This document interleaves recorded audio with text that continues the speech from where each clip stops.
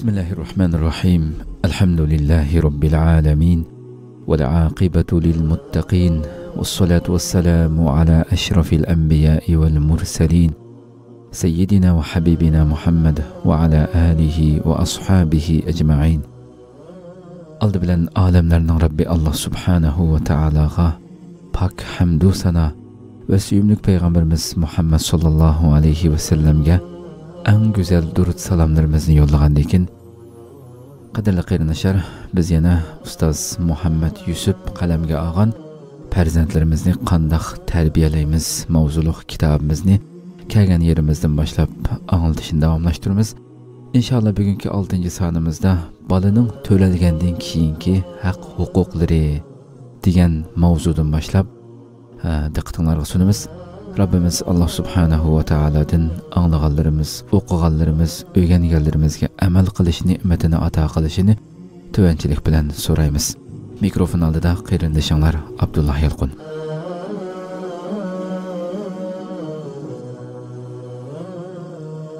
Bolaning to'ralgandan keyingi haq-huquqlari. Birinchi, ayolning homildor bo'lganligini tabriklash. Törelme meyli kız, meyli oğul bulsun, perzent görüşünün özüla ata-ana üçün dünya ve ahireti saadet bağışlaydıgan çoğun bir hoşallıqdır. Bala eğer İslam terbiyesi bilen yetiştirilse, ata-ananın saadeti teximi aşıdı. Onun paydası teximi çoğun buludu. Ayal özünün iğir ayak bolğanlığını bilginide, avval onu iriye ve onun hoşallığı bilen hoşal buluduğan kişilerine hoş haber ornadı bildirişi ve özümü Allah Teala'ga hamdu sana eytip şükür qilishi, şundaqlı balaning milletiga ve diniga menfaatlik, yaramliq ve yaxshi bir farzand bo'lishini Allah Teala'dan her vaqt tilishi lazım. Bu yerda bir narsaga izohat berayli ve özümü Allah Teala'ga hamdu sana eytip şükür qilishi dedik. Hamdu sana degan nima deganda Allah Teala'ni madhilash ve maqtash deganlikdir. Yani Allah'ni en güzel sübetler bilen medhilep, maqtab, Rabbimiz bizge öğretken şekilde, Peygamberimiz bizge bildirgen şekilde Rabbimizdeki hamdu sana etsak, naiti güzel bir ornuda iş qilgan bilamiz. Xo'sh, endi ota-onalarning yoki ikkisidan birarisining farzandlarining ko'pligi yoki iqtisodiy ahvolining yaxshi emasligi va boshqa sabablar tufaylidan kelayotgan bu yangi mehmondan xushalliq his qilmasligi, g'amkin bo'lishi, qayg'urishi, xususan onaning bearam bo'lishi to'ralmaga bevosita salbiy ta'sir ko'rsatadi. Ular Alloh taolaning har bir jonliqni tegishlik rizqi bilan yaratadiganligini, hammaga rizq berishni o'z ustiga olganligini, bolalarning ko'pligi sababli ota-onalarning texmi barakat topadiganligini asla aslaridan chiqarmasligi lozim. To'ralmaning qiz bo'lib tug'iladiganligini bilgandan keyin kaşki oğul bolsuçu, yoki nemishqi oğul bolmagandi, yoki aksicha nemishqi qiz bolmadi deb bearamlik his qilish Allah Teala'nın iradesiga qarshi chiqqanlik ve onun ata ihsoniga rozi bo'lmaganlik bo'lib hisoblanadi. Allah Teala Qur'oni Kerimda mundaq qilguvchilarni qattiq ayiblagan. Nima degan? Wa iza bushira ahaduhum bil unsa ظل وجهه مسودا وهو كظيم. Yani ularning birarisiga qiz farzandi bo'lganligi bilan xush xabar yetkazilsa, chiroyi o'zgarib, g'azabnak bo'lib ketadi. Yani mundaq qilish Makkadagi iymonsizlarning qiliqi edi. O'g'il qiz hammasi Alloh taolaning ne'mati va katta ata ihsonidir. O'g'illarni qizlardan ustun ko'rish cahiliyetinin illetlerinden biridir.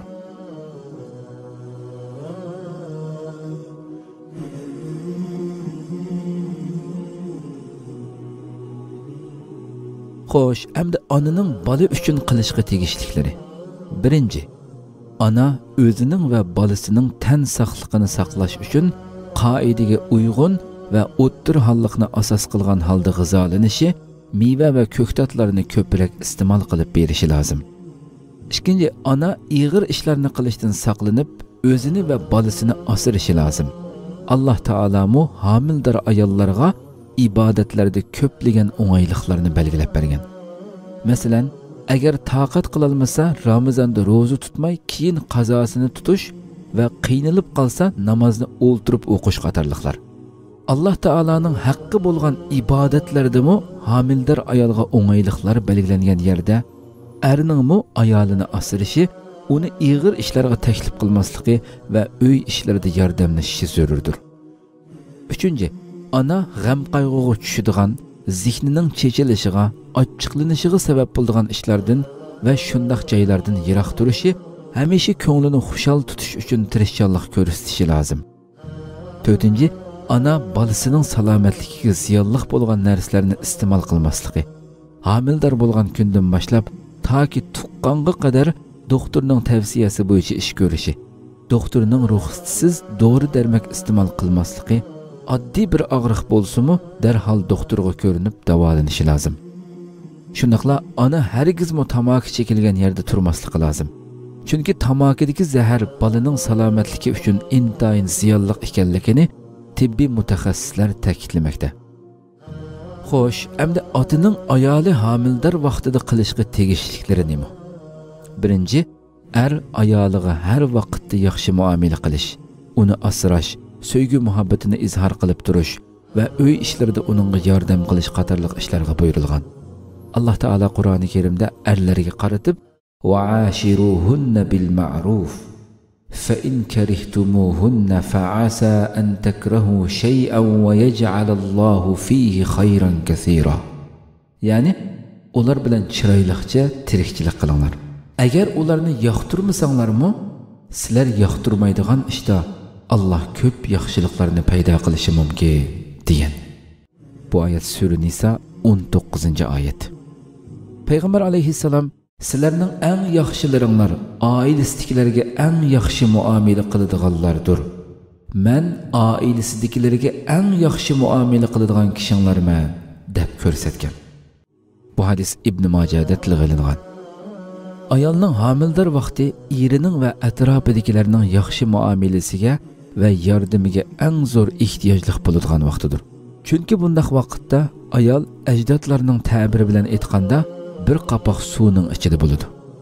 U xuddi kichik bolaga o'xshash har narsadan qo'rqadi, g'am andishi qiladi, ko'p o'ylaydi. Bundaq vaqtlarda ayolning yanida ko'proq bo'lish, uning ko'ngliga shodlik va xotirjamlik beg'ishlash erning vazifasidir. Ikkinchi, ota birinchi bo'lib ayolini asraydigan kishilardan bo'lishi, ayolining ko'nglini xushal qiladigan ishlarni qilishi va hamisha ayoli xushal bo'ladigan xabarlarni elib kelishi lozim. 3. Ota homildor ayolining yanida tamaki chekmasligi lozim. Chunki bundaq qilish o'ziga, ayoliga va qo'rsaqdagi bolasiga qarata ig'ir bir jinoyat o'tkazganidir. Uning ustiga tamakining haromligiga barliq islom ulamolari birdek qarashdidir. Xo'sh, endi ikkinchi, to'ralmaning merosdagi haqqini qo'g'dash. To'ralma dunyoga kelishdan burun uning otasi vafot bo'lib ketgan ahvolda bolaning ishiga ega bo'lguvchilarning bolaning tegishlik merosini yaxshi muhofazat qilib, mumkin bo'lsa tijorat bilan o'stirib saqlashi va bola o'z ishini o'zi qila oladigan holatga yetgandan keyin uning haqqini o'ziga topshirishi lozim. Islomning meros qonuniga ko'ra, meros taqsim qilingan vaqtda tug'ilmoqchi bo'lgan bolaning o'g'il yoki qizligi bilinmasa, uni avval o'g'il deb faraz qilib, ondan qiz deb faraz qilib ko'rib, qaysi holatda uningga ko'proq nasibi tegsa, shuni hisob qilib, uning tegishlik nasibasi elib qo'yiladi. O'g'il nasibasi taqsim qilingan taqdirda, navoda bola qiz tug'ilsa, uningga taqsim qilingan ortiq merosxo'rlarga qaytadan taqsim qilinadi. Bu masalamo islom dinining naqadar adolatparvar bir din ekanligini ko'rsatadi.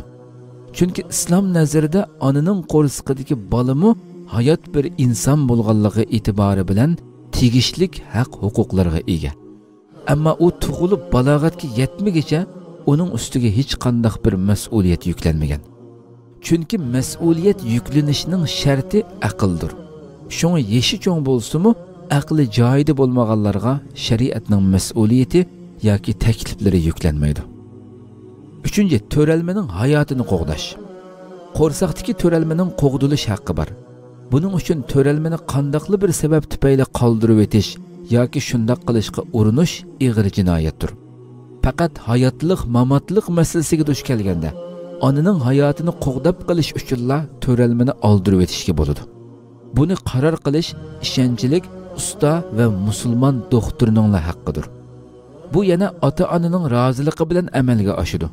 Bu masala dinimizdagi zaruriyat man'i qilingan ishlarga yo'l qo'yadi deydigan umumiy prinsipga yo'langan. Erning ayolini to'ralmani oldirib o'tishga zo'rlash haqqi yo'q.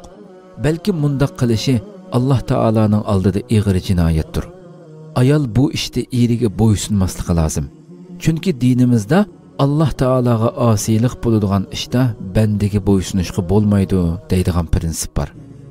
Ayolningmi erining roziligini olmasdan bolasini oldirib o'tish yoki homildorlikning oldini olishning choralarini qilish haqqi yo'q.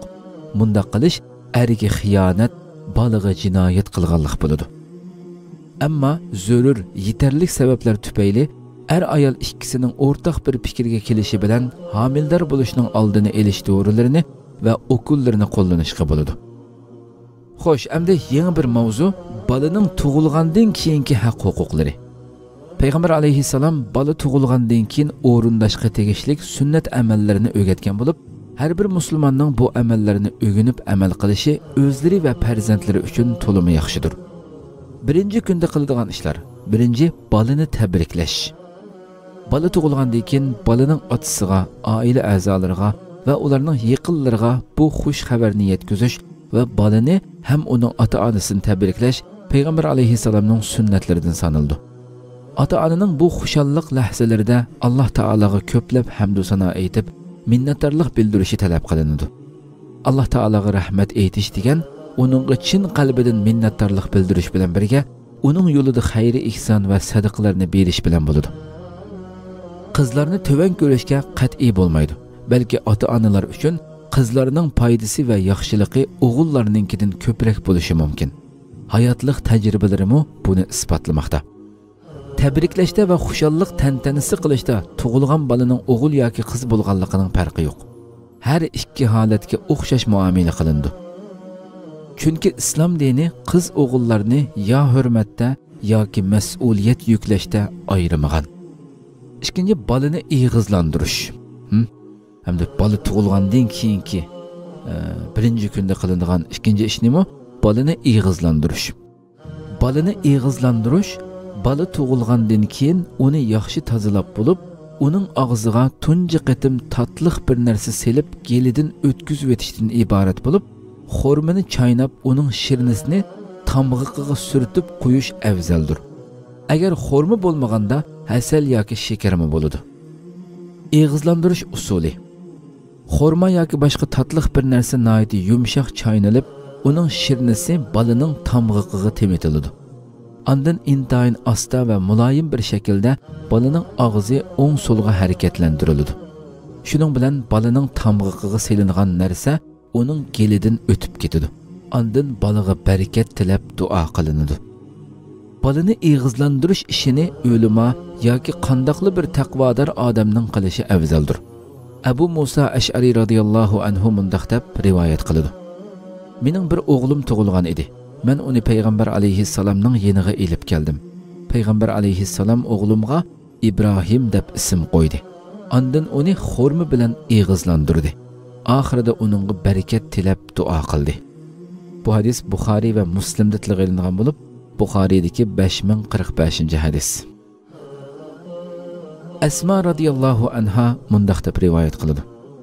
O'g'lim Abdullah ibn Zubayr tug'ilganda men uni Payg'ambar alayhissalomning yeniga elib berib, uning quchqiga qo'yib edim. Payg'ambar alayhissalom uni xorma bilan ig'izlantirdi. Ondan uningga barakat tilab duo qildi. Bu hadis Buxoriy rivoyati 3619-hadis. Endi bolani xorma bilan ig'izlantirishning hikmati. Hozirgi zamonda o'tirg'i chiqqan ilmiy kashfiyotlar shuni isbotladiki, amdili tug'ilgan bovoqning qinidagi shakar glukoza nisbati intayin to'van bo'ladi. Bola qanchaki kichik tug'ilsa, shakar nisbati shunchalik oz bo'ladi. Bovoqlarda shakar nisbatining tovanlab ketishi turli xatarli kasalliklarga yo'l ochadi. o vaqtda balını dərhal davolamaganda uning hayoti tugishidi. Bundaq holatda balaning eng zo'r ehtiyojli bo'lgan narsasi shakardir. Payg'ambar alayhissalomning balalarni xo'rim bilan eg'izlantirganligining hikmati shundoq o'ttirga chiqqanki, xorma shakar miqdori eng ko'p bo'lgan bir meva. Hatto xormining %70% shakardir. Yangi tug'ilgan balaga xorma yegizish uning ehtiyojli bo'lgan glukoza moddasini to'liqlaydi. Xo'sh, endi 3-chi azon va takbir aytish. Bala tug'ilgan kuni uning ikki quloqiga azon va takbir aytish musulmonlar o'rtasida islomiy qoidasini o'rnida davom qilib kelgan bir odat. Ammo buning dalili kuchli emas. Bu masalaning dalili shuki, balaning quloqiga azon aytish to'g'riliq Payg'ambar alayhissalom qizi Fatima radhiyallohu anha tuqqanda nevrisi Hasan radhiyallohu anhuning quloqiga azon chaqirgan degan hadis kelgan. Bu hadis İmam Tirmizining Sunanut Tirmizi nomli hadis to'plamida rivoyat qilingan 1514 hadis bo'lib, uni hozirgi zamon hadis shunoslardan Allama Nasiruddin Albani ojiz darajasida baholagan. Hamda bu yerda biz ojiz hadis deganning ufqumini, buning ma'nosini bir tilga olib o'taylik. Ojiz hadis deganimiz hadis shunoslarning istilohida sahih yoki hasan darajasiga yetishning shartlari to'liq bo'lmagan hadis deganlikdir. Ojiz yoki zaif degan bu so'z qaysi bir sabab bilan qabul qilishdan rad qilingan hadislarning hammasi uchun o'rtaq qo'llaniladigan atalg'udir. Ya'ni yuqoridagi hadisga ko'ra, ojiz deyilgan bu hadisga ko'ra, qilsa savob bo'ladigan, qilmasi gunoh bo'lmaydigan ishlarda ojiz hadislarga amal qilishni joiz sanaydigan ulamolarga ko'ra, balaning o'ng quloqiga azon aytish mustahab sanaladi. Ya'ni birinchi kundagi gap bu. Ammo takbir aytish haqida Payg'ambar alayhissalomdan ishonchlik hadis kelmagan.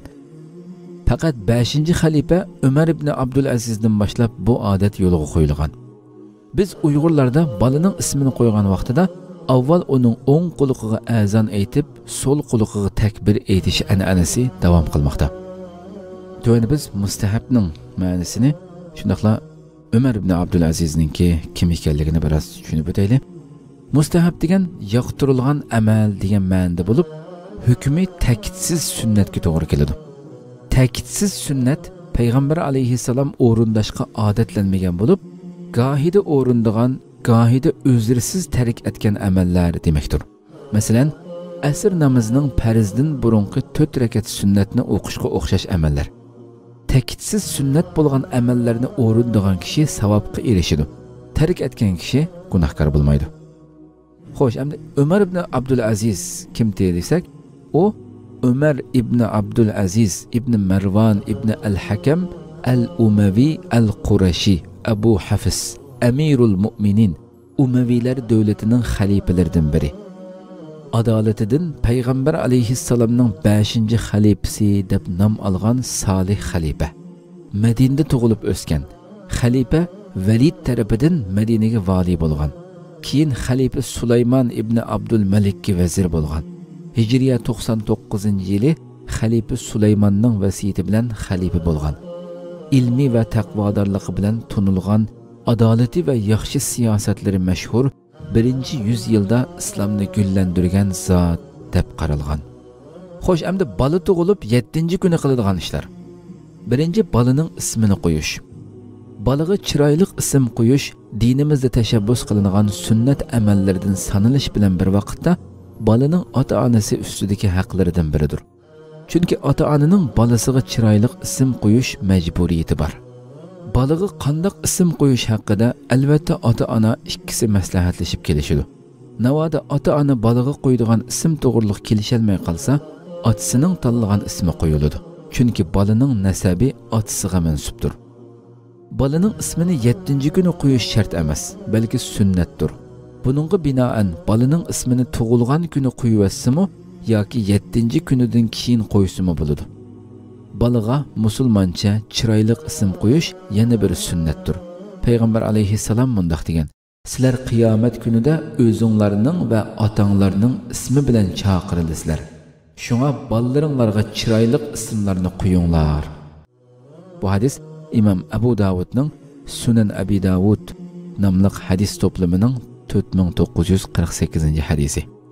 Payg'ambar alayhissalom xato ma'ni beradigan yoki anglanishi yiqimsiz ismlarni chiroyli ma'nilik ismlarga o'zgartib etdi.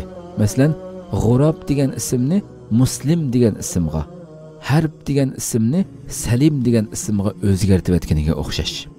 Nimishqa o'zgartirdi yuqoridagi ismni? G'urob degan qarg'i degan ma'noda, Harb degan bo'lsa urush degan ma'noda.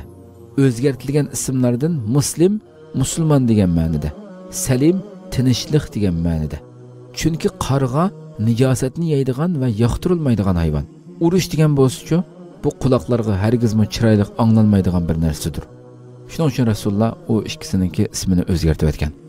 Abdurusul deganga o'xshash Alloh taolaning g'ayriga cho'qinish ma'nosini beradigan ismlarni o'zgartirib etish farz darajasida zarurdir. Chunki Abdu Nabi, Abdurusul degan ismlar payg'ambarning bandasi degan ma'noni bildiradi. Shunga mundaq ismlarni qo'yish to'g'ri emas. Balig'i mayli Uyg'urcha ism qo'yayli, mayli Arabcha ism qo'yayli, muhim bo'lgani ma'nisi tushunishlik va chiroyli ismlarni qo'yishdir. İsimni atashda to'liq atash lozim. İsimning tavushlarini o'zgartirib etishga, qisqartirib etishga bo'lmaydi. Bo'libmi Alloh taolaning ism sifatlaridan birini ism qilib tanlaganda Abdu degan so'z qo'shib qo'yiladi. Bu bandisi, quli degan ma'noda bo'ladi. Ondan Alloh taolaning Rahman, Qahhar, G'afur degandek sifat ismi olinadi. Agar Abdu tashlab etilsa, Rahimlik Alloh, Qadirlik Alloh, Kechirguchi Alloh degandek ma'no bildirib qoladi. Bola tushangudek bo'lganda o'zining ismining ma'nosini bolaga uqtirib qo'yish kerak. O'zining ismining ma'nosini bilmaslik madaniyatsizlik bo'ladi. Yar Muhammad Tahir Tug'luqning Qoida Yusullarimiz nomli asrining 38-betidan elindi. Ikkinchi bolaning aqiqasini qilish. Aqiqa bola tug'ilgandan keyin Alloh taolo uchun mol bo'g'izlash orqali qon eqitib, uning bu katta ne'matiga shukr ado qilish deganlikdir. Aqiqani iqtisodiy tarafdan qiyinchiligi bo'lmagan kishilar qilsa bo'ladi. Aqiqa uchun bo'g'izlanadigan molning ayib nuqsonlardan xoli bo'lib, qurbonlikqa yaraydigan mollardan bo'lishi shart. Payg'ambar alayhissalomning navirlari Hasan va Husayn radhiyallohu anhular uchun birdan qo'chqar bo'g'izlab aqiqa qilganligi rivoyat qilingan.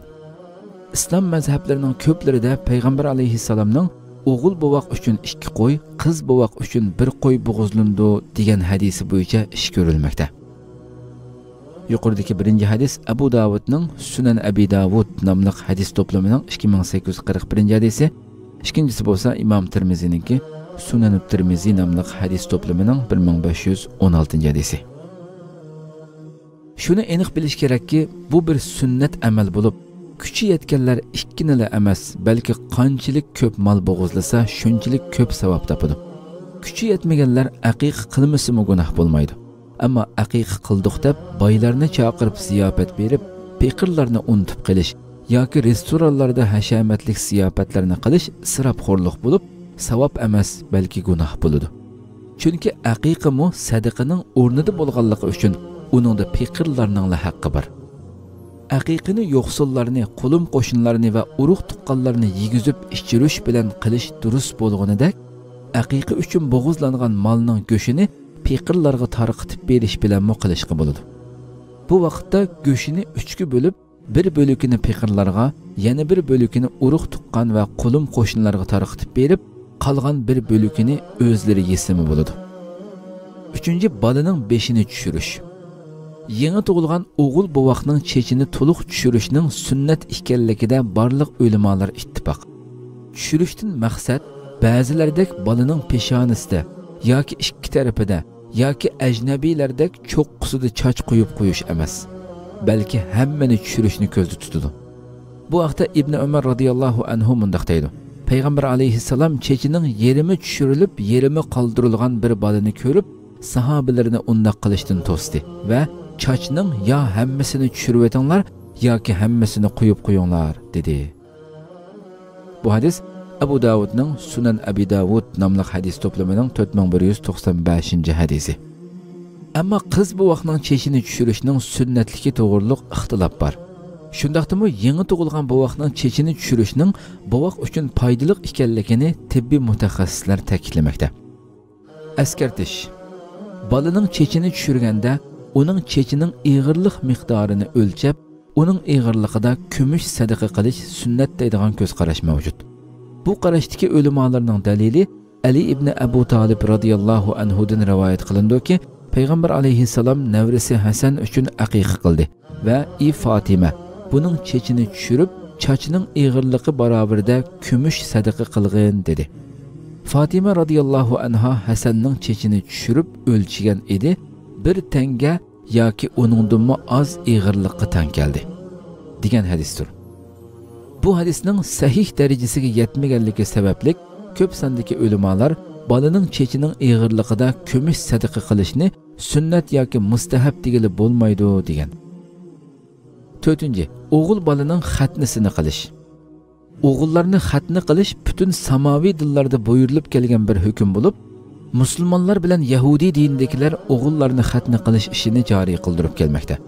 Ammo xristianlar garchi o'z vaqtida Isa alayhissalomning bu vaqtda tavsiyalari bo'lgan bo'lsa-mu, buningga amal qilmay kelmoqda. O'g'illarni xatni qilish islom mazhablaridan Shafi'i va Hanbali mazhablarida farz. Ammo Hanafi va Maliki mazhablarida ta'kidlangan sunnatdir. Payg'ambar alayhissalom o'g'illarni xatni qilishning zarur ekanligi haqida mundaq degan. O'g'illarni xatni qilish davom qilib kelgan yo'ldir. Ta'kidlangan sunnat deganim degan gap Payg'ambar alayhissalom hamisha o'rindashga odatlangan va o'zirsiz qat'iy tark etmagan amallar demakdir. Masalan, 5 vaqt namozning oldi keyindagi sunnatlarini o'qish, tahorat olganda misvak ishlatishga o'xshash amallardir. Ikkinchi hadis bo'lsa Imom Ahmadda tilg'ilingan hadis. Arablar o'g'il bovoqlarining xatnisini bovoq tug'ilgan haftasi qilib etadi. Ammo turkiy xalqlarda bola 6-7 yoshlarga kirgandan keyin xatni qilindi. Xatnini qandoq chog'da qilsa joiz. Muhim bo'lgani xatnining qilinishidir. O'g'illarni xatni qilish ota-onalarning ustidagi farzand haqlaridan biridir. Qadrli qarindoshlar, shuna qilib vaqt munosabati bilan bugungi farzandlarimizni qandoq tarbiyalaymiz mavzuliq kitobimizning 6-sonini mush yerda oxirlashtiramiz. Bu bosh mavzu bugun tugimidi, inshaalloh kelar qadimliq sonimizda yana kelgan yerimizdan boshlab davomlashtiramiz. İcabətli dualaringlarda bizlar uchun duo qilib qo'yishinglarni umid qilish bilan birga kelar qatim ko'rishgacha omon bo'lg'aysizlar. Assalomu alaykum va rahmatullohi taala va barakatuh.